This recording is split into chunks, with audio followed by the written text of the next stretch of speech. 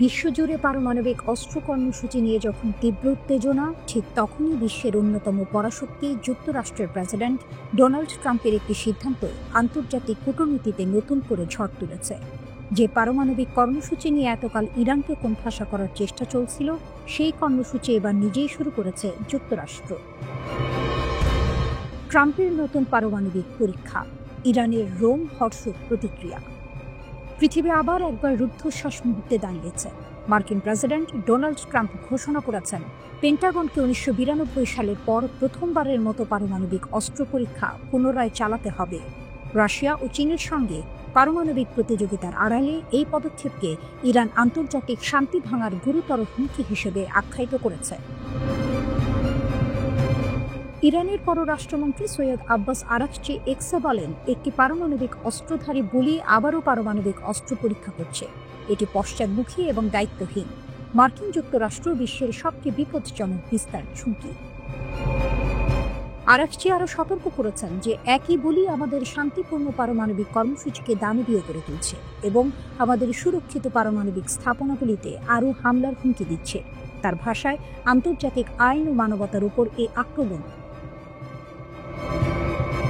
Araghchi বলেন, যুক্তরাষ্ট্র তাদের প্রতিরক্ষা বিভাগের নাম পরিবর্তন করে যুদ্ধ বিভাগ করেছে, যা তাদের প্রকৃত আগ্রাসী চরিত্র প্রকাশ করে। একই সঙ্গে যুক্তরাষ্ট্রকে পারমাণবিক অস্ত্রে সজ্জিত এক দখলদার দানব বলেও অভিহিত করেন। ইরানকে অবমূল্যায়ন করার সময় শেষ। পশ্চিমা বিশ্ব ভেবেছিল জ্বালানি ও প্রযুক্তিগত সীমাবদ্ধতার কারণে ইরান পিছিয়ে থাকবে, কিন্তু তেহরান তা উল্টো প্রমাণ করছে। ইরানের ক্ষেপণাস্ত্র ও পারমাণবিক কর্মসূচি আজ আরও শক্তিশালী এবং আত্মনির্ভর। মার্কিন বোমার ঝড়েও ইরান ফিরে দাঁড়িয়েছে নতুন পরীক্ষা, নতুন প্রযুক্তি, নতুন প্রজন্মের অস্ত্রের সঙ্গে। ইরান শুধুমাত্র প্রতিরক্ষা করছে না, তারা প্রতিশোধের প্রস্তুতিও নিচ্ছে। জুন মাসে ইসরায়েলের সঙ্গে চলা 12 দিনের যুদ্ধে মার্কিন বাহিনী তাদের পারমাণবিক স্থাপনাগুলিতে হামলা চালিয়েছিল। তারপর ইরান স্থির থেকে গেছে। তারা স্পষ্ট করে দিয়েছে যে শান্তিপূর্ণ পারমাণবিক ক্ষমতার চর্চা বন্ধ করা হবে না। বিশেষজ্ঞরা বলছেন, ইরান এখন নিজের শক্তি ছাপিয়ে আন্তর্জাতিক মঞ্চে নতুন নকশা আনছে। পূর্ববর্তী নিষেধাজ্ঞা, বোমা হামলা বা আন্তর্জাতিক চাপ কিছুই তাদের থামাতে পারেনি, বরং এসবই ইরানকে আরও আত্মনির্ভর এবং শক্তিশালী করেছে। বিশ্বের কাছে ইরানের বার্তা স্পষ্ট, তারা একমাত্র প্রতিরক্ষা করছে না, তারা প্রতিসাম্য বজায় রাখার ক্ষমতা দেখাচ্ছে। এই পরিস্থিতি নতুন করে পারমাণবিক প্রতিযোগিতার উত্তেজনা ছড়াচ্ছে। মার্কিন যুক্তরাষ্ট্র পারমাণবিক পরীক্ষা পুনরায় চালালে ইরানও তার প্রস্তুতি সম্পন্ন শক্তি প্রদর্শনের জন্য প্রস্তুত। আরাকচি আরও বলেন, দুনিয়াকে জবাবদিহি করতে হবে। এমন অস্ত্রের বিস্তার স্বাভাবিক করা মানে আন্তর্জাতিক শান্তি ও নিরাপত্তার জন্য বড় হুমকি। বার্তা স্পষ্ট, ইরান আর পিছিয়ে নেই। শেষ লাইনটি রোম হর্ষকভাবে বলে, বিশ্বের সবচেয়ে বিপজ্জনক পারমাণবিক শক্তি শুধুমাত্র মার্কিন যুক্তরাষ্ট্র নয়, তেহরানও এখন তার অস্ত্র শক্তির ছাপ দিয়ে দেখাচ্ছে যে তাকে হালকাভাবে নেওয়া যাবে না। পারমাণবিক শক্তি, আত্মনির্ভরতা এবং প্রস্তুতিশীলতা, ইরান এখন আন্তর্জাতিক মঞ্চের খেলার নিয়ম পরিবর্তন করছে।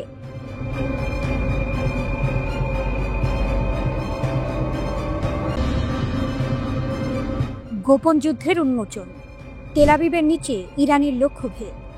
13 জুনের রাত আকাশে ভেসে ওঠে একের পর এক আগুনের রেখা। ইরান তখন বলেছিল এটি ইসরায়েলের বিরুদ্ধে প্রতিশোধমূলক হামলা, কিন্তু কয়েক সপ্তাহ পর এক বিস্ফোরক রিপোর্ট জানালো অন্য কথা।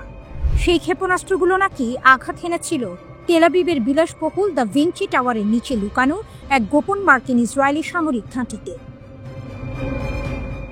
দ্য গ্রে জোন নামের একটি অনুসন্ধানী সংবাদ মাধ্যমের প্রতিবেদন অনুযায়ী ওই ভূগর্ভস্থ স্থাপনাটির নাম ছিল সাইট 81, এক যৌথ কমান্ড সেন্টার যেখানে ইসরায়েলি সামরিক গোয়েন্দা কর্মকর্তা ও মার্কিন প্রকৌশলীরা একসঙ্গে কাজ করতেন। তেল আবিব, যে শহরটি সাধারণত সৈকত, রাত্রি জীবন ও আধুনিক স্থাপত্যের জন্য পরিচিত, সেখানে যুদ্ধের এই ছায়া অনেকের জন্যই অপ্রত্যাশিত। প্রতিবেদনে দাবি করা হয়েছে, বিলাসবহুল দ্য ভিঞ্চি টাওয়ারের নিচে বহু বছর আগে শুরু হয়েছিল একটি গোপন প্রকল্প, যা 2013 সালে মার্কিন সেনাবাহিনীর ইঞ্জিনিয়ার কর্পসের তত্ত্বাবধানে সম্প্রসারিত হয়। ভূ অবস্থানগত তথ্য, ফাঁস হওয়া ইমেইল ও সামরিক নথি অনুসারে ঘাঁটিটি প্রায় 6000 বর্গমিটার জুড়ে বিস্তৃত এবং বিশেষভাবে তৈরি ছিল ইলেকট্রনিক যুদ্ধ ও গোয়েন্দা যোগাযোগ পরিচালনার জন্য।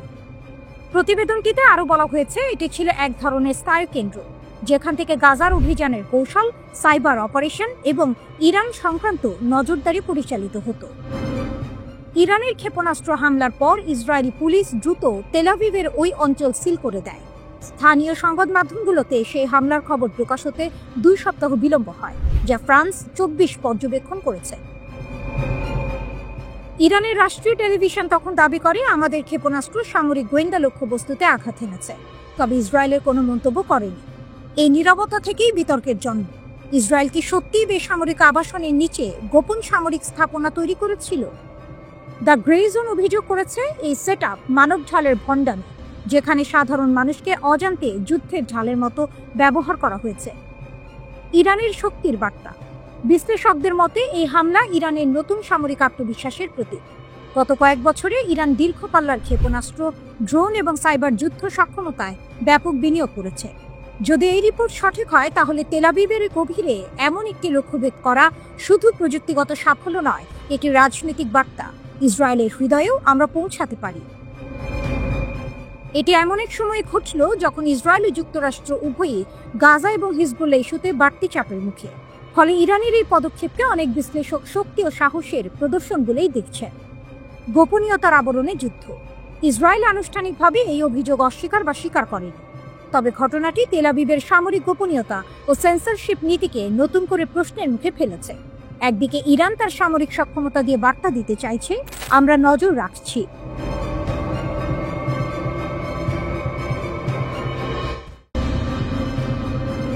ইরানের আকাশ। হঠাৎ তেহরানের সামরিক সদর দপ্তরে একটি জরুরি বার্তা পৌঁছায়।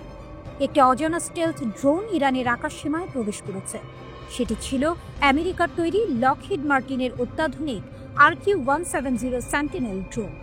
পঞ্চম প্রজন্মের এই ড্রোনটিকে তখন পর্যন্ত কোনো দেশের রাডার সহজে ধরতে পারত না, কিন্তু সেদিন ভাগ্য ছিল ভিন্ন। ইরানের Islamic revolutionary guard corps IRGC তাদের ইলেকট্রনিক ওয়ারফেয়ার ইউনিট সক্রিয় করে। কয়েক মিনিটের মধ্যে ড্রোনটির GPS সিগন্যাল জ্যাম করা হয় এবং অলৌকিক বা আশ্চর্যজনকভাবে সেটি প্রায় অক্ষত অবস্থায় ইরানের মাটিতে অবতরণ করে। সামরিক রহস্য ফাঁস, আমেরিকার দুঃস্বপ্ন। 2011 সালের এই ঘটনা দ্রুতই বিশ্বজুড়ে এক বিরাট ভূ রাজনৈতিক বিষয়ে পরিণত হয়। যুক্তরাষ্ট্রের সামরিক বিশেষজ্ঞরা তখন মন্তব্য করেছিলেন, RQ-170 সেন্টিনেল একটি চলমান প্রযুক্তিগত ল্যাবরেটরি। এটি ইরানের হাতে পড়া মানে যুক্তরাষ্ট্রের সামরিক রহস্য ফাঁস হয়ে যাওয়া। ওয়াশিংটন পোস্টে লিখেছিল, ড্রোনটি হারানো কেবল একটি যন্ত্র হারানো নয়, বরং এটি যুক্তরাষ্ট্রের গোপন সামরিক সফটওয়্যারের এক অনবদ্য ক্ষতি। প্রায় 2000 কিলোমিটার রেঞ্জের এই ড্রোনটি তখন ওসামা বিন লাদেনকে খুঁজে বের করার অভিযানেও গুরুত্বপূর্ণ ভূমিকা নিয়েছিল। কিন্তু সেই প্রযুক্তি রাতারাতি পরিণত হল আমেরিকার জন্য সবচেয়ে বড় দুঃস্বপ্নে। রিভার্স ইঞ্জিনিয়ারিং এ জন্ম নিল শাহিদ ড্রোন। ইরানের হাতে ধরা পড়ার পর শুরু হয় এক নতুন অধ্যায়, রিভার্স ইঞ্জিনিয়ারিং। ইরানের প্রকৌশলীরা মাত্র 18 মাসে ড্রোনটির মূল কাঠামো পুনর্নির্মাণ করতে সক্ষম হন। এর ফলস্বরূপ জন্ম নেয় ইরানের নিজস্ব শাহিদ 191 এবং শাহিদ 197 সিরিজের ড্রোন। ইসরায়েলি সংবাদ মাধ্যম বিশ্লেষণ করে বলেছে, ইরান শুধু কপি করেনি, বরং প্রযুক্তিটিকে নতুন স্তরে উন্নীত করেছে। শাহিদ এখন শুধু নজরদারি ড্রোন নয়, এটি এখন আক্রমণাত্মক অস্ত্র। ড্রোনটির প্যালোড 500 কেজি থেকে বাড়িয়ে 100 কেজি ধরা হয়েছে এবং এতে যুক্ত করা হয়েছে 3টি ইয়ার্ড টু গ্রাউন্ড মিসাইল। এই মডেলের সবচেয়ে বড় বৈশিষ্ট্য হলো এর উন্নত ইলেকট্রনিক জ্যামিং প্রযুক্তি। ইরান দাবি করেছে, এই ড্রোন শত্রু রাডারকে ধোঁকা দিতে সক্ষম এবং প্রয়োজন হলে ভুল সংকেত পাঠিয়ে প্রতিপক্ষের প্রতিরক্ষা ভেঙে দিতে পারে। ডিফেন্স পোস্ট লিখেছে, RQ-170 ছিল যুক্তরাষ্ট্রের গর্ব, কিন্তু প্রযুক্তির পুনর্জন্ম এখন তেহরানের হাতে। ইসরায়েলের সবচেয়ে বড় ভয় এখন এই শাহিদ ড্রোন। বিশ্লেষকরা বলছেন, যদি ইরান একযোগে শাহিদ ড্রোন দিয়ে প্রথম আঘাত হানে, তবে ইসরায়েলের আকাশ প্রতিরক্ষা ব্যবস্থা আয়রন ডোম বা ডেভিড স্লিং সিস্টেম অন্তত 60 থেকে 70% অচল হয়ে পড়তে পারে। কারণ স্টেলথ প্রযুক্তির এই ড্রোনগুলো শনাক্ত করা তাদের পক্ষে সবসময় সম্ভব নয়। প্রতিরক্ষা ব্যবস্থা ভেঙে পড়লে ইরানের অন্যান্য সাধারণ ড্রোন ও ক্ষেপণাস্ত্র সহজেই ইসরায়েলি শহরগুলোতে আঘাত হানতে পারবে। ইরানের এই প্রযুক্তিগত উদ্ভাবন তাকে শুধু আত্মনির্ভরশীল সামরিক শক্তিতে পরিণত করেনি, বরং আন্তর্জাতিক অস্ত্র বাজারেও জায়গা করে নিয়েছে। আজ রাশিয়াও ইরান থেকে ড্রোন কিনেছে। প্রশ্ন হচ্ছে, এই পরিস্থিতি ঠেকাতে যুক্তরাষ্ট্র ও ইসরায়েল কি করবে? বিশেষজ্ঞরা মনে করছেন, ইরানের সক্ষমতা যত বাড়ছে যুদ্ধের ঝুঁকি ততই বাড়ছে। তেহরানের সামরিক ঘাঁটিতে এখন সারি সারি দাঁড়িয়ে আছে শাহেদ ড্রোন। প্রশ্ন হলো, কখন সেই মুহূর্ত আসবে যখন ইরানের আকাশ থেকে একদল স্টেলথ ড্রোন একসাথে উড়ে গিয়ে ইতিহাস বদলে দেবে?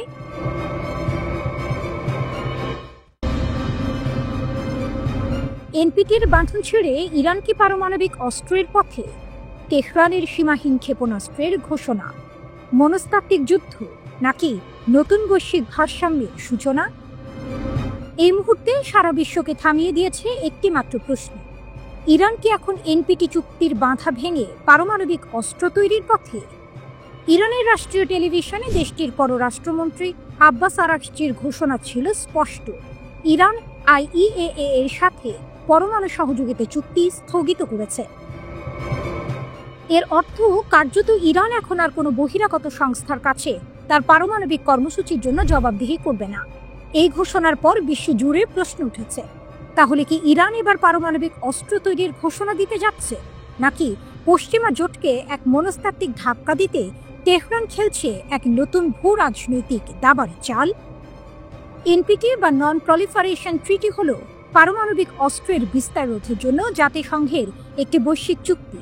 এই চুক্তিতে থাকা দেশগুলো পারমাণবিক অস্ত্র তৈরি না করার প্রতিশ্রুতি দেয়, কিন্তু যখন কোনো দেশ এই চুক্তি স্থগিত করে বা বেরিয়ে আসে, তখন তার মানে হলো সেই দেশ নিজের পারমাণবিক কর্মসূচির ওপর আর কোনো নজরদারি মেনে নেবে না। কূটনৈতিক মহলে কানাঘুষা শুরু হয়েছে। ইরান কি তাহলে এবার স্বাধীন পরমাণু রাষ্ট্রের পথে হাঁটছে? বিশ্লেষকরা বলছেন, গত জুন মাসে ইসরায়েলে যুক্তরাষ্ট্রের হামলায় ইরানের বহু পরমাণু বিজ্ঞানী নিহত হওয়া এবং স্থাপনা ধ্বংসের পরে এই সিদ্ধান্তে বীজ রোপিত হয়েছিল। তেহরান এখন বলছে, তোমরা আমাদের ওপর যুদ্ধ চাপিয়ে দিয়েছ, এখন আমরা নিজেদের মতো চলব। ক্ষেপণাস্ত্রের সীমা তুলে নিলেন খামেনি। ইরানের সিদ্ধান্ত শুধু পরমাণু চুক্তি পর্যন্তই থামেনি, এর চেয়েও বড় পদক্ষেপ এসেছে ইরানের সর্বোচ্চ ধর্মীয় নেতা আয়াতুল্লাহ আলী খামেনির কাছ থেকে। দীর্ঘদিন ধরে 2200 কিলোমিটার পর্যন্ত সীমা ছিল ইরানের ক্ষেপণাস্ত্র কর্মসূচি, কিন্তু এখন সেই সীমা আর নেই। এর অর্থ কি দাঁড়ায়? ইরান এখন চাইলে এমন ক্ষেপণাস্ত্র তৈরি করতে পারে যা ইউরোপের গভীরে, এমনকি মার্কিন ঘাঁটিতেও পৌঁছাতে পারে। বিশ্লেষকরা বলছেন, এই সীমাহীন ক্ষেপণাস্ত্র ঘোষণা আসলে প্রতিশোধের প্রতিধ্বনি। তেহরানের সশস্ত্র বাহিনীর বিচার বিভাগের প্রধান আহমদ রেজা কাপুর খান তো স্পষ্ট করে বলেছেন, আমেরিকানরা ইরানের ক্ষেপণাস্ত্র রেঞ্জ 500 কিলোমিটারের নিচে নামানোর স্বপ্ন নিয়েই মরবে। অর্থাৎ ক্ষেপণাস্ত্র এখন জাতীয় মর্যাদার প্রতীক। ইরানের সামরিক কাঠামোতে চলছে এক অভূতপূর্ব জাগরণ। দেশটির রেভলিউশনারি গার্ড কর্পস আজ মধ্যপ্রাচ্যের অন্যতম শক্তিশালী এক সামরিক ইউনিট। তাদের হাতে এখন এমন অস্ত্র আছে যা 3000 কিলোমিটার দূরত্বেও আঘাত হানতে পারে। নৌবাহিনী হাতে নিয়েছে ফাতে কাদির নামের সাবমেরিন, আর আকাশে আছে খুররমশর 4, যার গতি শব্দের চেয়েও 3 গুণ বেশি। ইরানের চোখে প্রতিটি ক্ষেপণাস্ত্র শুধু ইস্পাত নয়, বরং তা হলো পশ্চিমা আধিপত্যের অপমানের জবাব। প্রেক্ষাপট এখন পরিষ্কার, ইরান আর কোনো বাধা মানছে না, না এনপিটি, না ক্ষেপণাস্ত্রের সীমা, না পশ্চিমা চাপ। প্রশ্ন হলো, এখন যখন তেহরান পরমাণু ও ক্ষেপণাস্ত্র দুই দিকেই সীমাহীন হয়ে উঠছে, তখন কি মধ্যপ্রাচ্য ঢুকছে এক নতুন অস্ত্র প্রতিযোগিতার যুগে, নাকি এই ইরানই তৈরি করবে নতুন বৈশ্বিক ভারসাম্য, যেখানে প্রতিরোধী হবে শান্তির নতুন সংজ্ঞা?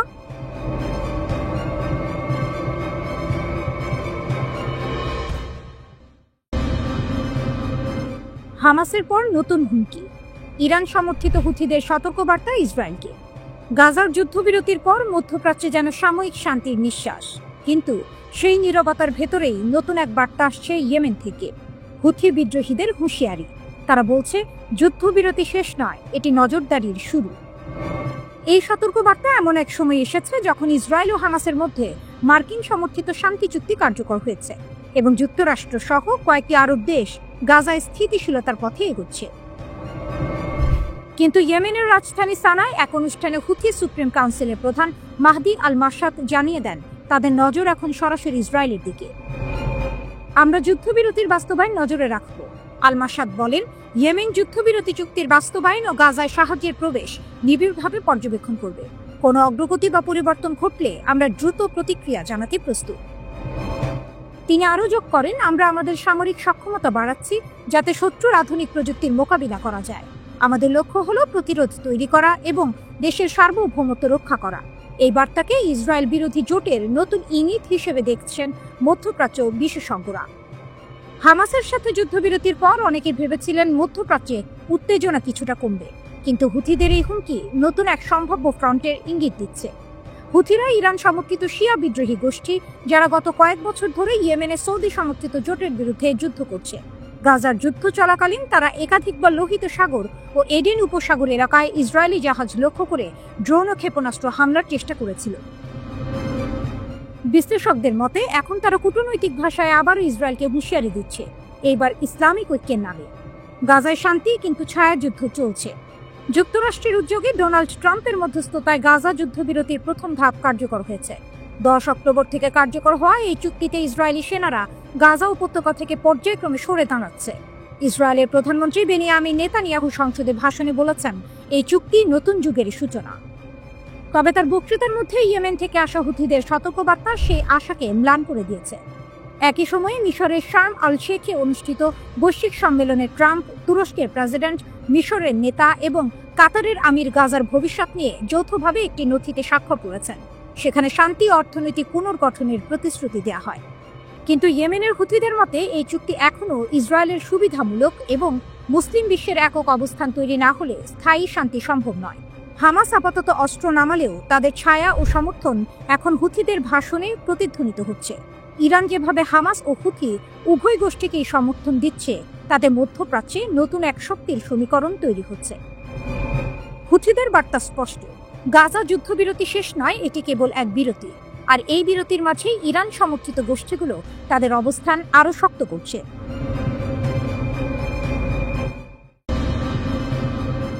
ইরানের মিসাইল হুঁশিয়ারি ও ভেনেজুয়েলায় নতুন যুদ্ধের ছায়া। মধ্যপ্রাচ্য থেকে লাতিন আমেরিকা, দুই মহাদেশের রাজনীতিতে হঠাৎই ঝড় উঠেছে। রাশিয়া ভেনেজুয়েলায় যুদ্ধ প্রবেশের ইঙ্গিত দেওয়ার পর এবার ইরান জানিয়েছে তারা বিশ্বের জন্য মিসাইল রপ্তানির প্রস্তুতিতে আছে। বিশ্লেষকরা বলছেন, এটি কেবল এক ঘোষণাই নয়, এ যেন যুক্তরাষ্ট্রের দিকে এক নতুন কৌশলগত বার্তা। হঠাৎ বদলে যাওয়া খেলার মাঠ। ইরানের বিপ্লবী গার্ডের নৌবাহিনীর প্রধান জেনারেল আলী রেজা তানসিরি ঘোষণা দেন, দেশটি এখন সংবেদনশীল সামরিক প্রযুক্তিতে সম্পূর্ণ আত্মনির্ভর এবং আন্তর্জাতিক বাজারে তাদের পণ্য রপ্তানির জন্য প্রস্তুত। আমরা গর্বিত যে এখন আমরা নিজেরাই মিসাইল, ড্রোন ও সামরিক যান তৈরি করে রপ্তানি করতে পারি, বলেন তিনি তেহরান টাইমসকে। একই সময়ে যুক্তরাষ্ট্রের সঙ্গে ভেনেজুয়েলার উত্তেজনা নতুন উচ্চতায় পৌঁছেছে। ওয়াশিংটন 4টি ড্রাগ কার্টেলবাহী নৌকা ধ্বংসের দাবি করেছে, যেখানে ভেনেজুয়েলা বলছে এগুলো ছিল নিরীহ বেসামরিক জাহাজ এবং এই হামলায় 20 জনেরও বেশি নিহত হয়েছে। মার্কিন প্রেসিডেন্ট ডোনাল্ড ট্রাম্প ঘোষণা করেছেন, আমরা মাদক কারবারি সন্ত্রাসী গোষ্ঠীর বিরুদ্ধে আত্মরক্ষার যুদ্ধ করছি এবং ভেনেজুয়েলার কার্টেল দে লস সোলাস এবং ক্রেন দে আরাগুয়াকে সন্ত্রাসী সংগঠন হিসেবে ঘোষণা করেছেন। রাশিয়া ও ইরান নতুন জোটের ইঙ্গিত। জাতিসংঘের নিরাপত্তা পরিষদে রাশিয়া ও ইরান ভেনেজুয়েলার পক্ষ নিয়ে দাঁড়িয়েছে। রুশ প্রতিনিধির বক্তব্যে স্পষ্ট সতর্কবার্তা ছিল, মার্কিন নৌবাহিনীর উপস্থিতি ভেনেজুয়েলার উপকূলে কেবল অভ্যাস নয়, বরং সম্ভবত আক্রমণের প্রস্তুতি। মস্কো ও তেহরানের এই অবস্থান অনেকের কাছে অপ্রত্যাশিত ছিল। মধ্যপ্রাচ্যের মিত্ররা এবার লাতিন আমেরিকার রাজনৈতিক মঞ্চে পা রাখতে চলেছে, এ যেন বিশ্ব রাজনীতির নতুন টুইস্ট। ইরানের শক্তি ও বার্তা। যদিও ইরান নিজেই কঠোর মার্কিন নিষেধাজ্ঞা, ড্রোন হামলা ও পারমাণবিক স্থাপনায় আঘাতের মুখে রয়েছে, তবুও দেশটি সামরিক প্রযুক্তিতে অবিশ্বাস্য অগ্রগতি দেখাচ্ছে। গত জুনে ইরান ইসরায়েলে ডজন খানেক ক্ষেপণাস্ত্র নিক্ষেপ করেছিল, যা তাদের 3 স্তরের প্রতিরক্ষা ভেদ করেছিল। এছাড়া ইরানের শাহেদ ড্রোন এখন যুক্তরাষ্ট্র, চীন, ফ্রান্স ও যুক্তরাজ্যের প্রকৌশলীদের কাছেও অনুকরণের মডেল হয়ে উঠেছে। ইরানের সর্বোচ্চ নেতা আয়াতুল্লাহ খামেনি সম্প্রতি ক্ষেপণাস্ত্রের সর্বোচ্চ পাল্লা সীমা শিথিল করার ইঙ্গিত দিয়েছেন। ইসরায়েলি প্রধানমন্ত্রী নেতানিয়াহু দাবি করেছেন, ইরান এখন এমন ক্ষেপণাস্ত্র তৈরি করছে যার পাল্লা 8000 কিলোমিটার, যা যুক্তরাষ্ট্রের উপকূলে পৌঁছাতে মাত্র 3000 কিলোমিটার কম। তেহরান অবশ্য এই অভিযোগ উড়িয়ে দিয়ে বলেছে, ইরান কোনো যুদ্ধ চায় না, কিন্তু কেউ আঘাত করলে তাৎক্ষণিক জবাব দিতে হবে। বিশ্লেষকদের মতে ভেনেজুয়েলাকে নিয়ে উদ্ভূত এই সংকট কেবল লাতিন আমেরিকার নয়, এটি বিশ্ব রাজনীতির নতুন পরীক্ষার মঞ্চ।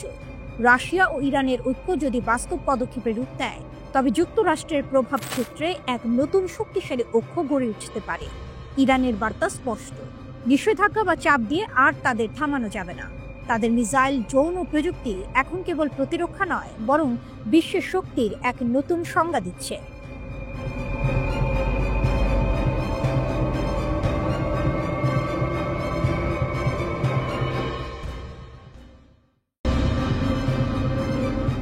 পারস্যের নতুন সূর্য।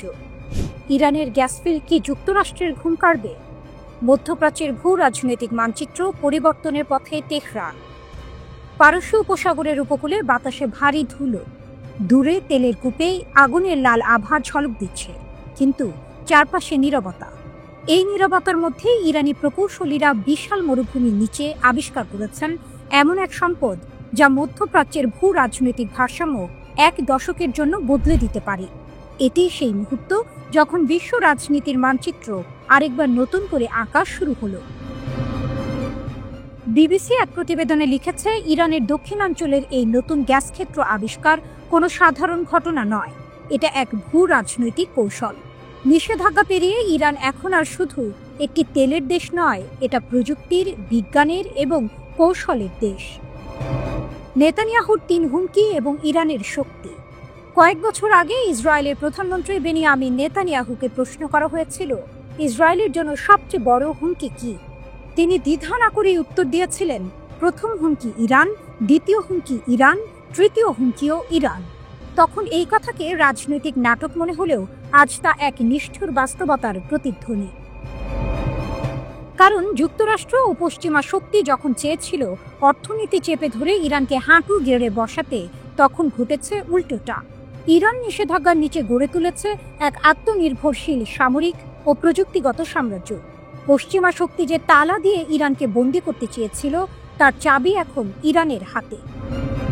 ইরানের দক্ষিণাঞ্চলে পারস্য উপসাগরের উপকূল থেকে কিছু কিলোমিটার দূরে আবিষ্কৃত হয়েছে গ্যাস ফিল্ড। এতে মজুত রয়েছে প্রায় 10 ট্রিলিয়ন ঘনফুট গ্যাস এবং প্রায় 200 মিলিয়ন ব্যারেল তেল। এটি বাংলাদেশের বার্ষিক গ্যাস ব্যবহারের প্রায় 7 গুণ। ইরানের তেলমন্ত্রী বলেছেন, এটি শুধু জ্বালানি নয়, এটি সার্বভৌমত্বের শক্তি। আন্তর্জাতিক অর্থনীতিবিদরা বলছেন, এই আবিষ্কার ইরানের অর্থনীতিতে $1 ট্রিলিয়ন যোগ করতে পারে। ইরান এখন শুধু জ্বালানির রপ্তানিকারক নয়, বরং মধ্যপ্রাচ্যের ক্ষমতার কেন্দ্রবিন্দু হতে চলেছে, যা সরাসরি সৌদি আরব, কুয়েত ও কাতারের আধিপত্যে আঘাত হানছে। নিষেধাজ্ঞাকে অস্ত্র বানানো। গল্প এখানেই শেষ নয়। যুক্তরাষ্ট্রের কঠোর নিষেধাজ্ঞার পরেও ইরান যেভাবে তাদের রপ্তানি চালিয়ে যাচ্ছে, তা এক প্রকার গুপ্তযুদ্ধের কৌশল। ব্লুমবার্গের রিপোর্ট অনুযায়ী ইরান তাদের তেল চীনে পাঠাচ্ছে এবং বিনিময়ে কোনো ডলার না নিয়ে নিচ্ছে আধা তৈরি গাড়ি। সেই গাড়িগুলো ইরানের মেড ইন ইরান ট্যাগ লাগিয়ে বাজারে ছাড়া হচ্ছে। মার্কিন ভূ রাজনীতি বিশ্লেষকরা বলছেন, নিষেধাজ্ঞা এখন আর ইরানকে থামাতে পারে না, বরং এটি যুক্তরাষ্ট্রের দুর্বলতাকেই প্রকাশ করেছে। মধ্যপ্রাচ্য বিশেষজ্ঞ করিম সাদিক মন্তব্য করেছেন, ইরান এখন নিষেধাজ্ঞাকে অস্ত্র হিসেবে ব্যবহার করছে, যা পশ্চিমা দেশগুলো আগে কল্পনাও করেনি। তেহরানের এই ক্রমবর্ধমান শক্তিতে ঘুম কেড়ে নিয়েছে ওয়াশিংটন ও তেল আবিবে। ইসরায়েল এখন সরাসরি সামরিক প্রস্তুতিতে নেমেছে। তেল আবিবে যুক্তরাষ্ট্র মোতায়েন করেছে অতিরিক্ত থার্ড মিসাইল ডিফেন্স ইউনিট এবং দক্ষিণ কোরিয়া থেকে আনা হচ্ছে প্যাট্রিয়ট সিস্টেমের নতুন ব্যাটারি। অন্যদিকে ইরানও বসেনি। তারা রাশিয়ার সহায়তায় প্রতিরক্ষা ব্যবস্থা পুনরুদ্ধার করেছে এবং চীনের long range air defence system Hormuz প্রণালী থেকে ইরাক সীমান্ত পর্যন্ত সক্রিয় করেছে।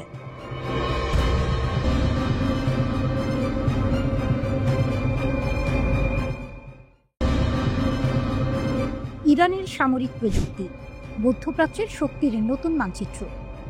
কে বলেছিল ইরান শুধু ইতিহাসের দেশ?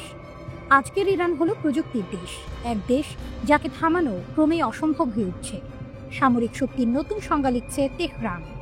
আকাশ থেকে সাগর, সাগর থেকে মহাকাশ, প্রতিটি দিকেই ইরান এখন বিশ্ব শক্তিদের চোখে কাঁটা হয়ে উঠেছে।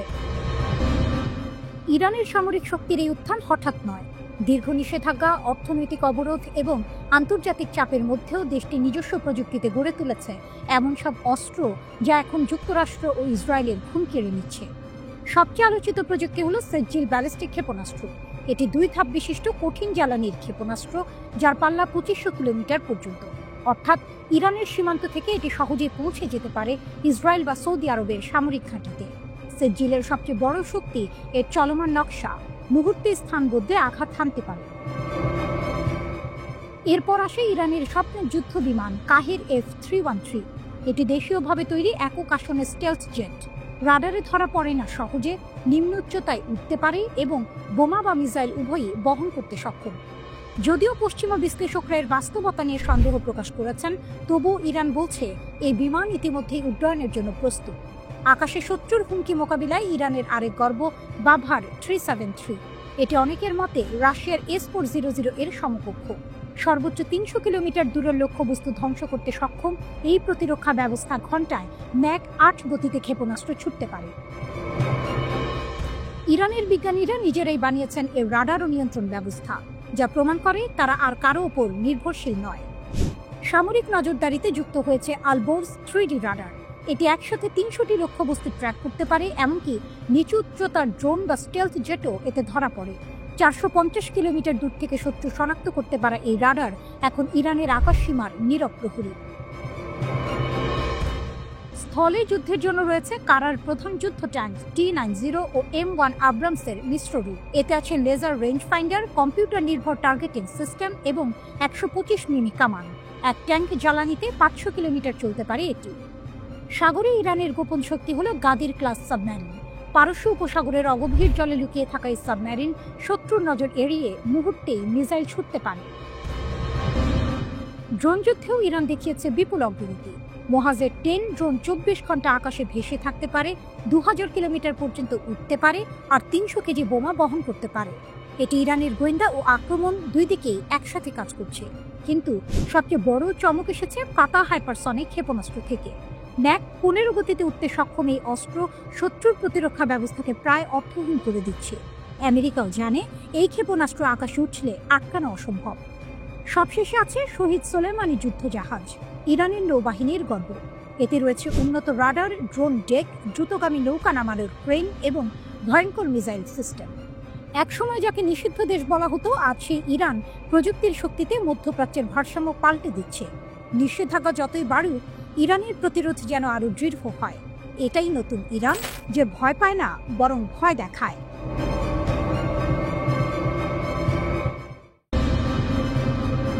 যুদ্ধবিরতির পর গাজা ছাড়ল হামাস, কিন্তু তাদের ছায়া এখনো পুরো উপত্যকা জুড়ে। মধ্যপ্রাচ্যে এক নাটকীয় মোড়। ইসরায়েলের সঙ্গে যুদ্ধবিরতি কার্যকর হতেই হামাস ঘোষণা দিয়েছে তারা আর গাজার শাসনে থাকবে না। এই সিদ্ধান্ত যেন যুদ্ধোত্তর গাজায় নতুন এক অধ্যায়ের সূচনা। কিন্তু প্রশ্ন এখন একটাই, হামাস কি সত্যিই সরে যাচ্ছে, নাকি এটি এক কৌশলগত নীরবতা? এএফপি জানিয়েছে হামাসের এক শীর্ষ নেতা নিশ্চিত করেছেন গাজার যুদ্ধোত্তর প্রশাসনে তারা অংশ নেবে না। তার ভাষায়, এটি আমাদের জন্য একটি সমাপ্ত অধ্যায়। তবে সেই একই কণ্ঠে উচ্চারিত হয়েছে দৃঢ় বাক্য, হামাস এখনো ফিলিস্তিনের অবিচ্ছেদ্য অংশ। অর্থাৎ ক্ষমতার চেয়ার ছাড়লেও প্রভাবের রাজনীতি ছাড়ছে না তারা। যুদ্ধবিরতি কার্যকর হওয়ার কয়েক ঘন্টা পরই হামাস প্রকাশ করেছে একগুচ্ছ ছবি। অস্ত্রধারী সদস্যরা রাস্তায় টহল দিচ্ছে। বিবিসি জানিয়েছে ইসরায়েলি সেনা যেসব এলাকা থেকে সরে গেছে, সেখানে প্রায় 7000 নিরাপত্তা সদস্য মোতায়েন করেছে হামাস। তাদের দায়িত্ব গাজার আইন শৃঙ্খলা রক্ষা করা এবং ইসরায়েলি সহযোগীদের খুঁজে বের করা। যুদ্ধবিরতির পর হামাসের প্রথম প্রকাশ্য শক্তি প্রদর্শন যেন এক নীরব বার্তা, আমরা সরকার চালাবো না, কিন্তু নিয়ন্ত্রণ আমাদের হাতে। এখন প্রশ্ন, হামাস কেন হঠাৎ গাজার প্রশাসন ছেড়ে দিল? যুদ্ধের ক্লান্তিতে ভাঙা গাজাকে পুনর্গঠন করা এখন এক ভয়াবহ চ্যালেঞ্জ। অনেক বিশ্লেষক মনে করছেন হামাস হয়তো আপাতত পিছু হটে নিজের শক্তি পুনর্গঠনের কৌশল নিচ্ছে।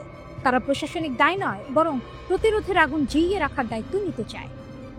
কারণ হামাস জানে ক্ষমতা ক্ষণস্থায়ী, কিন্তু প্রতিরোধী চিরন্তন।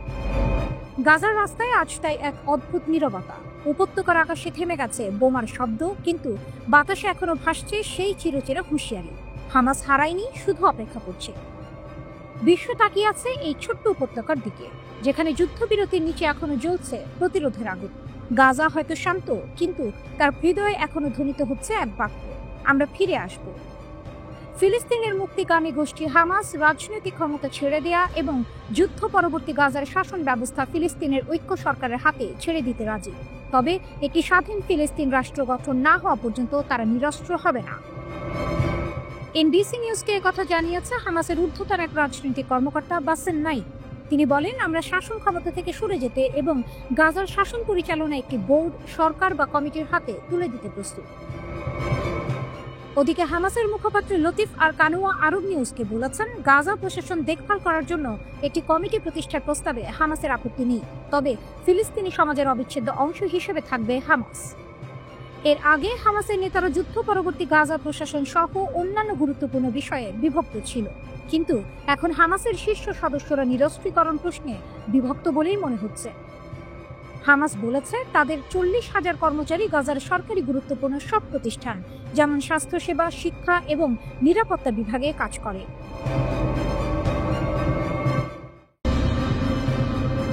ক্ষেপণাস্ত্রের শৃঙ্খল ছিঁড়ে দিলেন খামেনি, কাঁপছে মধ্যপ্রাচ্য। ইসরায়েলি হামলার জবাবে আর সীমা মানবে না ইরান। মধ্যপ্রাচ্যের আকাশে আবারও জ্বলে উঠেছে আগুন। তেহরান থেকে ভেসে এসেছে এক বজ্র কণ্ঠ। ইরানের সর্বোচ্চ নেতা আয়াতুল্লাহ আলী খামেনি নাকি তুলে দিয়েছেন ক্ষেপণাস্ত্রের সব সীমা।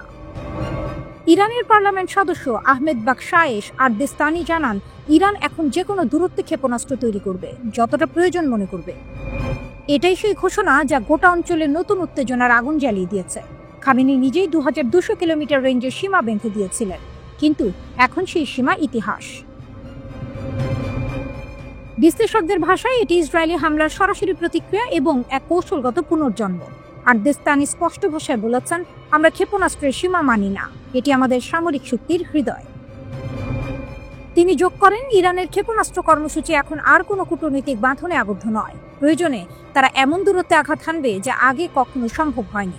যদিও খামেনির দপ্তর থেকে এখনো কোনো আনুষ্ঠানিক বিবৃতি আসেনি, তবুও ইরানের রাজনৈতিক অঙ্গনে ঢেউ তুলেছে এই মন্তব্য।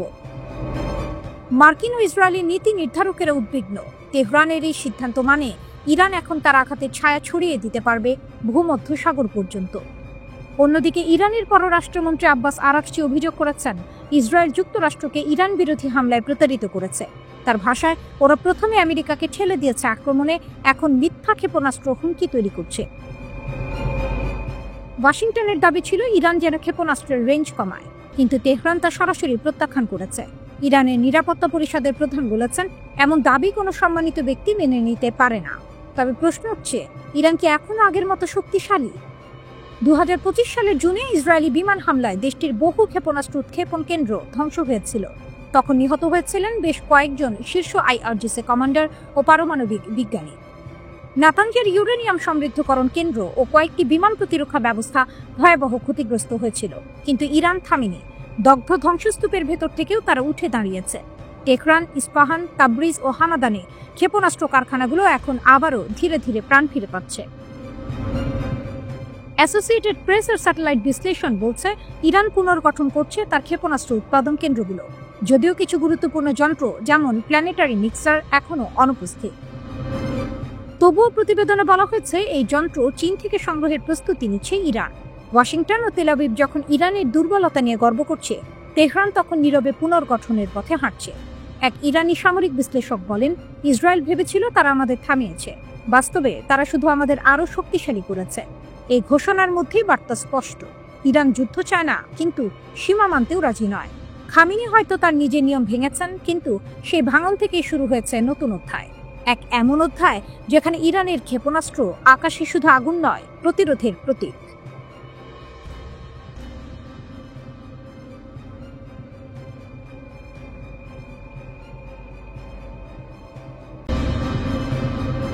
ইসরায়েল ইরানের সঙ্গে নতুন যুদ্ধ চায় না, রাশিয়ার মাধ্যমে এসেছে নেতানিয়াহুর বার্তা। এক নাটকীয় কূটনৈতিক ঘটনার মধ্যে ইরানের জ্যেষ্ঠ কূটনৈতিক আব্বাস আরাকচি জানিয়েছেন, রাশিয়ার মাধ্যমে তেহরান একটি গুরুত্বপূর্ণ বার্তা পেয়েছে। বার্তাটি এসেছিল স্বয়ং ইসরায়েলের প্রধানমন্ত্রী বেনিয়ামিন নেতানিয়াহুর পক্ষ থেকে, যেখানে তিনি স্পষ্ট করে বলেছেন, ইসরায়েল ইরানের সঙ্গে নতুন করে আর কোনো যুদ্ধ চায় না। এই তথ্য প্রকাশ করেছেন আরাকচি নিজেই ইরানের সরকারি সংবাদ মাধ্যমে এক সাক্ষাৎকারে। তিনি বলেন, আমরা বর্তমানে প্রমাণ ও নথি সংগ্রহ করছি। এই অনুরোধটি মূলত মার্কিন যুক্তরাষ্ট্রের পক্ষ থেকে এসেছিল। মিস্টার উইটকফ নামের এক মার্কিন প্রতিনিধি জানিয়েছিলেন, তিনি ইরানের সঙ্গে সরাসরি আলোচনায় বসতে প্রস্তুত, কিন্তু ইরান স্পষ্ট শর্ত দিয়েছে, আরাকচির ভাষায়, আমরা অতীতের মতোই চাই আলোচনায় 3টি ইউরোপীয় দেশও অংশ নিক। পাশাপাশি প্রযুক্তিগত বিষয় নিয়ে আলোচনা করতে মিস্টার ইয়োস্কিকেও টেবিলে থাকতে হবে। তেহরান জানিয়েছে তারা আলোচনায় আগ্রহী, কিন্তু তাদের সার্বভৌম মর্যাদার প্রশ্নে কোনো ছাড় দেবে না। আরাকচি বলেন, 3 দিন আগে নেতানিয়াহু ও পুতিনের মধ্যে ফোনালাপ হয়েছিল। পরদিন সকালে রাশিয়া আমাদের রাষ্ট্রদূতকে ডেকে পাঠায়। সেখানে জানানো হয় নেতানিয়াহু ইরানের সঙ্গে আর কোনো যুদ্ধে জড়াতে চান না, নতুন সংঘাতেরও পক্ষপাতী নন।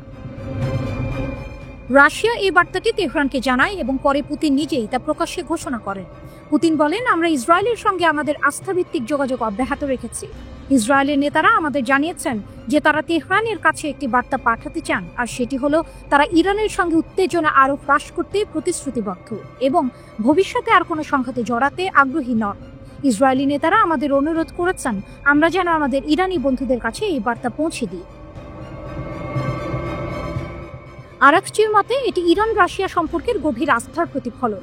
দুই দেশ এখন এমন এক চুক্তিতে স্বাক্ষর করেছে যা তাদের দীর্ঘমেয়াদী সম্পর্ককে আরও স্থায়ী করবে। ইরান বলছে রাশিয়া ও চীনের সঙ্গে তাদের সম্পর্ক এখন কৌশলগত পর্যায়ে পৌঁছেছে। মার্কিন নিষেধাজ্ঞা, পশ্চিমা চাপ কিছুই তেহরানের আত্মবিশ্বাস নষ্ট করতে পারেনি। আমরা আত্মনির্ভর, বিশ্ব জানুক ইরান আর আগের ইরান নয়, বলেন আরাকচি। তিনি আরো বলেন, আমাদের পাকিস্তান ও আফগানিস্তানের সঙ্গে সম্পর্ক ঐতিহাসিকভাবে দৃঢ়। আফগানিস্তানে নতুন সরকার এলেও আমরা সংলাপ চালিয়ে যাচ্ছি। আরাকচি জানান, তিনি পাকিস্তানের পররাষ্ট্রমন্ত্রীর সঙ্গে কথা বলেছেন, যেখানে উভয় দেশ সম্মত হয়েছে যে সীমান্ত সংঘাত বন্ধের সংযমী একমাত্র পথ। তার ভাষায়, ইরান, পাকিস্তান ও আফগানিস্তানের মধ্যে স্থিতিশীলতা মানে গোটা অঞ্চলের স্থিতিশীলতা। তিনি আরো যোগ করেন, আমরা চাই আফগান বিষয়ে আমাদের দুই দেশের বিশেষ প্রতিনিধিরা একে অপরের সঙ্গে মতবিনিময় করুক। আল্লাহর ইচ্ছায় আমরা এই সমস্যার শান্তিপূর্ণ সমাধান খুঁজে পাব। এভাবেই যেখানে বিশ্ব জুড়ে যুদ্ধের গন্ধ ভেসে আসছে, সেখানে তেহরানের কূটনৈতিক মঞ্চ থেকে ভেসে এলো এক ভিন্ন বার্তা। ইরান ভয় দেখায় না, বরং ভারসাম্য রক্ষা করে। রাশিয়ার কণ্ঠে প্রতিধ্বনিত হলো সেই বাস্তবতা। ইসরায়েল জানে ইরানের সঙ্গে যুদ্ধ মানে আগুনে ঝাঁপ দেয়া।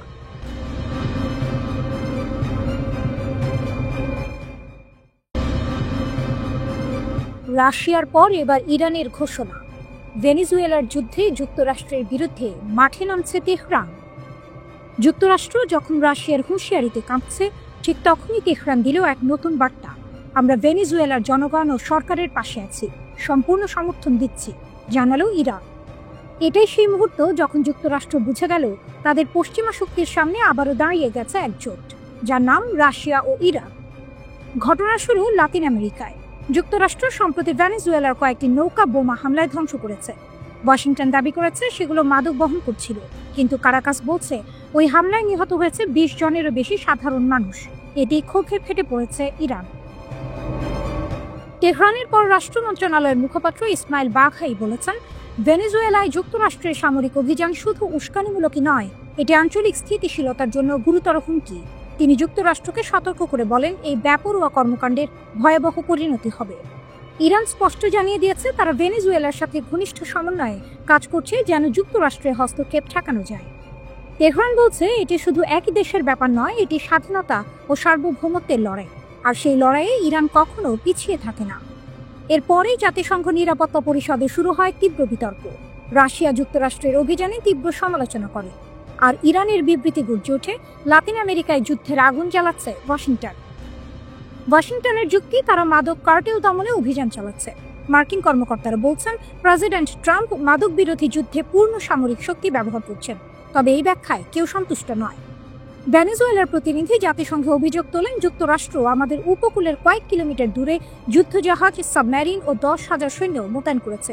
এটা মাদক বিরোধী অভিযান নয়, এটা আক্রমণের প্রস্তুতি। তার কণ্ঠে প্রতিধ্বনিত হয় এক ঐতিহাসিক সতর্কবার্তা। যদি যুক্তরাষ্ট্র আক্রমণ করে, ভেনেজুয়েলা আত্মরক্ষার অধিকার প্রয়োগ করবে। আমরা ছোট দেশ, কিন্তু কখনোই পরাজিত হব না। আমরা একসময় ছিলাম সাম্রাজ্যের কবরস্থান, প্রয়োজনে আবারও হব। এই ঘোষণা যেন ইরানের আত্মাকে জাগিয়ে তুলল, কারণ এই ভাষা ইরানের পরিচিত প্রতিরোধ, আত্মমর্যাদা ও স্বাধীনতার ভাষা।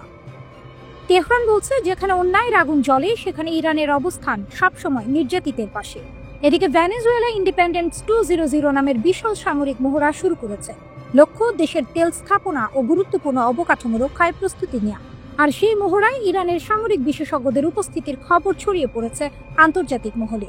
ভেনেজুয়েলার ভাইস প্রেসিডেন্ট ডেলসি রদ্রিগেজ অভিযোগ করেছেন, যুক্তরাষ্ট্র দুনিয়ার তেল বাজারে একচেটিয়া আধিপত্য স্থাপন করতে চায়, কিন্তু আমরা তা হতে দেব না। বিশ্লেষকরা বলছেন, রাশিয়া যেমন সামরিক শক্তিতে যুক্তরাষ্ট্রকে ঠেকাচ্ছে, তেমনি ইরান এখন লাতিন আমেরিকায় নতুন ভূমিকায়। একদিকে পারস্য উপসাগর, অন্যদিকে ক্যারিবিয়ান সাগর, উভয় প্রান্তে এখন তেহরানের ছায়া। দুনিয়া তাকিয়ে আছে। ইরান একাই দাঁড়িয়েছে অদম্য ভঙ্গিতে, যেন ইতিহাসের ভাষায় ঘোষণা দিচ্ছে, যেখানেই সাম্রাজ্যবাদী আগ্রাসন, সেখানেই ইরানের প্রতিরোধ।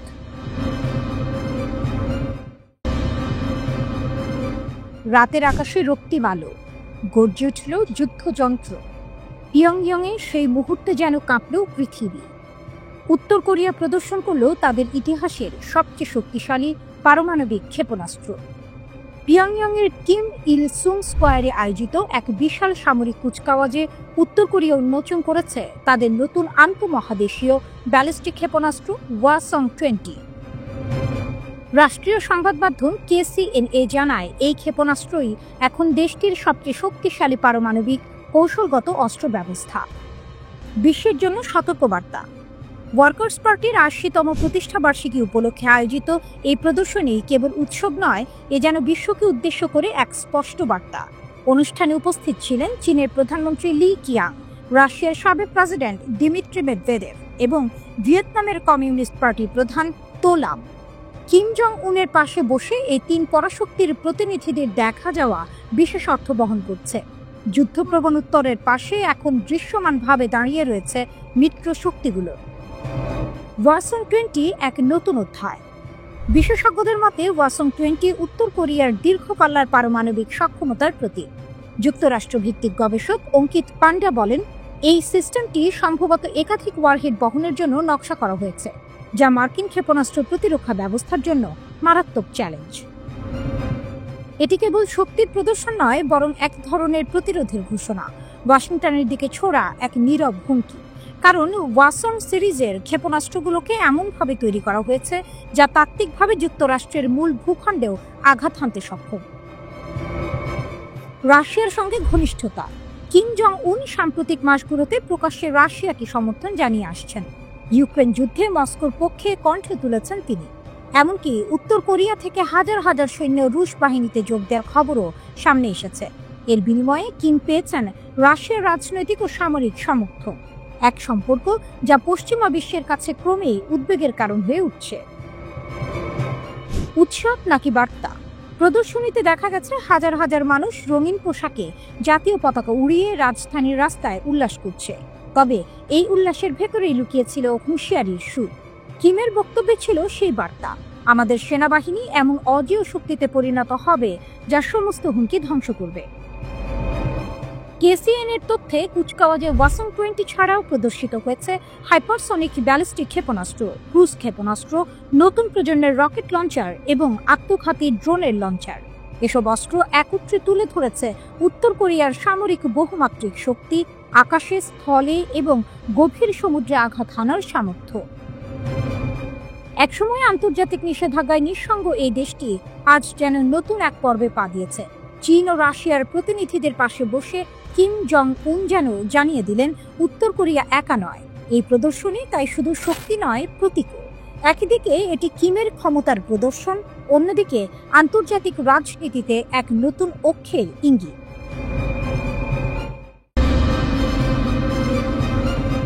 রাতের আকাশে বৈরুত যেন প্রস্তুত ছিল এক ভিন্ন দৃশ্যের জন্য। রাফিক হারিরি আন্তর্জাতিক বিমানবন্দরে অবতরণ করল একটি বিমান, কিন্তু এটি শুধু একটি আগমন নয়, এটি ছিল এক প্রতীক। ইরানের সুপ্রিম ন্যাশনাল সিকিউরিটি কাউন্সিলের সচিব আলী লারিজানি পা রাখলেন লেবাননের মাটিতে। উচ্ছ্বাসে ভরা জনতা হাতে ব্যানার তুলে দিল স্বাগত, যেন ঘোষণা করছে দূর থেকেও আছে এমন এক শক্তি যে কোনো সময় পাশে দাঁড়াবে। বিমানবন্দরে তাকে অভ্যর্থনা জানাতে হাজির লেবাননের পররাষ্ট্রমন্ত্রী রদ্রিগে খুরি, ইরানের রাষ্ট্রদূত মোস্তফা আমানি, সংসদ স্পিকার নাবিহ বেরি, রাষ্ট্রপতি এবং হিজবুল্লাহ সমর্থক দলগুলোর প্রতিনিধিরা। উপস্থিতির এই সারি শুধু কূটনীতি নয়, এ যেন দুই দেশের বন্ধনের গভীর সাক্ষ্য। লারিজানির কণ্ঠে দৃঢ়তা। ইরান আর লেবানন শুধু দুই রাষ্ট্র নয়, দুই সভ্যতার উত্তরাধিকার। শতাব্দীর পর শতাব্দী ধরে যে সম্পর্কের বীজ বোনা হয়েছে তা আজ আবেগের বাঁধনে জড়ানো। লেবাননের মানুষ কষ্ট পেলে ইরানের মানুষও সেই ব্যথা অনুভব করে। আমরা যে কোনো পরিস্থিতিতে লেবাননের পাশে থাকব, তাদের স্বার্থ রক্ষায় সাহায্য করব। এই সফর কেবল সৌজন্য নয়। ইরানের রাষ্ট্রদূত আগেই বলেছিলেন, এই সফর এমন সময় হচ্ছে যখন লেবানন ইতিহাসের এক গুরুত্বপূর্ণ সন্ধিক্ষণে। কারণ স্পষ্ট, মার্কিন যুক্তরাষ্ট্র ও ইসরায়েলের চাপ বাড়ছে। হিজবুল্লাহ প্রতিরোধ আন্দোলনকে নিরস্ত্র করার পরিকল্পনা নিয়ে লেবানন সরকার এগোচ্ছে, যদিও দেশের বড় অংশ এর বিরোধী। কিন্তু ইতিহাস সাক্ষী, 2000 আর 2006 সালের ইসরায়েলি আগ্রাসন ঠেকিয়েছিল হিজবুল্লাহ। আর 2023 থেকে তারা গাজায় ফিলিস্তিনিদের সমর্থনে দখলকৃত অঞ্চলে হামলা চালিয়ে আসছে, প্রতিবার ইসরায়েলকে হতবাক করে দিয়ে। লারিজানির সফর ঘিরে সোশ্যাল মিডিয়ায় ছড়িয়ে পড়েছে hashtag Iran is support not superior. সাংবাদিক, মুসলিম সম্প্রদায় সবাই বলছে ইরান তত্ত্বাবধায়ক নয়, বরং সত্যিকারের বন্ধু। পশ্চিমা ও ইসরায়েলি প্রচারণা যেখানে হিজবুল্লাহকে ইরানের উপর নির্ভরশীল দেখাতে চায়, এই অনলাইন তরঙ্গ তা ধ্বংস করে দিচ্ছে। পর্দার আড়ালে কিন্তু উত্তেজনা তীব্র। 2024 সালের 27 নভেম্বর ইসরায়েল হিজবুল্লাহ যুদ্ধবিরতি হয়েছিল, যার শর্ত ছিল ইসরায়েলের লেবানন থেকে সম্পূর্ণ প্রত্যাহার। কিন্তু দক্ষিণ লেবাননের কয়েকটি কৌশলগত স্থানে এখনও ইসরায়েলি সেনা রয়েছে। এটি জাতিসংঘের প্রস্তাব 1701-এর স্পষ্ট লঙ্ঘন। শুধু তাই নয়, যুদ্ধবিরতির পর থেকে ইসরায়েল 3700 বারেরও বেশি লঙ্ঘন করেছে সীমান্তে। লেবাননের কর্তৃপক্ষ সতর্ক করছে, এটি জাতীয় স্থিতিশীলতার জন্য বিপজ্জনক। এই দৃশ্যপটে লারিজানির সফর যেন এক রাজনৈতিক বারুদে আগুন।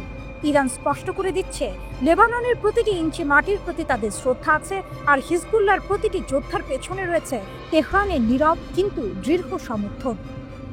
গল্পটি তাই শুধু কূটনীতির নয়, এটি এক জোটের, যা ইসরায়েল ও তার মিত্রদের চোখে কাঁটা হয়ে দাঁড়িয়েছে। রাতের বৈরুত জানে, যখন চারদিক থেকে চাপ বাড়ে, তখন আকাশ ভেদ করে আসে এমন এক মিত্র যার প্রতিশ্রুতি গুলির শব্দের চেয়েও জোরালো। আমরা যে কোনো পরিস্থিতিতে লেবাননের পাশে থাকব।